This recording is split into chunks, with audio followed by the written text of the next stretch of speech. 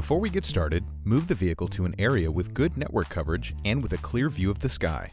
Make sure your vehicle is turned off. Next, download the Spotlight by Verizon Connect app. It's important to use Spotlight when installing your device in order to receive more accurate data in Reveal. Log into the app with your Verizon Connect credentials. If you don't have a login, contact your administrator. Next, go to the Account section. On the Account screen, tap on the Device Setup option. On the What do you want to install screen, tap on the Vehicle Tracker option. On the Select Vehicle screen, select the vehicle you want to track. If the vehicle does not have a previously installed Verizon Connect device, tap on the New Vehicle link. If the vehicle does have a previously installed Verizon Connect device, select the vehicle from the list. On the Identify the Device screen, scan the barcode that is located on the back of the device. If you are unable to scan the code, choose Manual Input to enter the ESN or IMEI number. On the Replace the existing vehicle tracker screen, if the vehicle has a previously installed device, confirm that you want to replace the old vehicle tracker with the new one by tapping on the Confirm button. For the Tell us about this vehicle screen, enter the year, make, and model for the vehicle or scan the vehicle identification number, or VIN. When you've entered the vehicle information, tap on the Next button. With some vehicles, you might be told that the vehicle data device will only operate in GPS mode. Click Learn more about GPS mode for additional information. Read the disclaimer, and when finished, click on the Confirm button.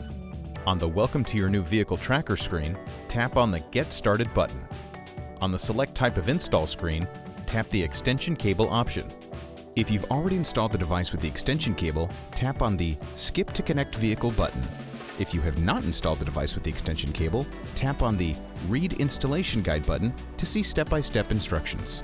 Ensure that your vehicle is in an area with good network coverage. Next, locate the OBD2 port.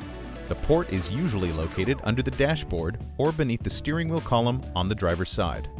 Next, plug the cable connector that has pins into the vehicle's OBD2 port. Plug the device into the cable connector and listen for a beep sound. Once plugged in, the device will beep once, indicating it is receiving power from the vehicle.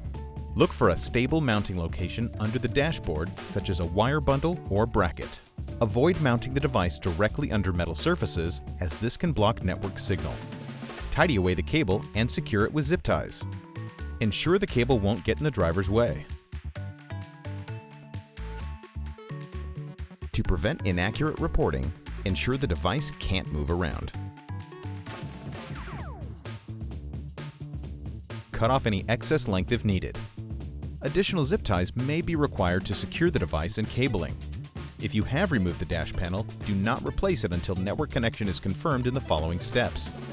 With the physical installation of the device complete, it's time to connect the device with Verizon Connect. On the Connect Your Vehicle screen, tap on the Connect button. While the vehicle is connecting, tap on the Edit Vehicle Profile button to edit the vehicle's information. On the Vehicle Identity screen, enter the vehicle information and tap on the Save button. When the vehicle is successfully connected and you've entered the vehicle information, the Complete Setup button will be enabled and you will see a pop-up saying Vehicle Connected on the map. Then tap on the Complete Setup button.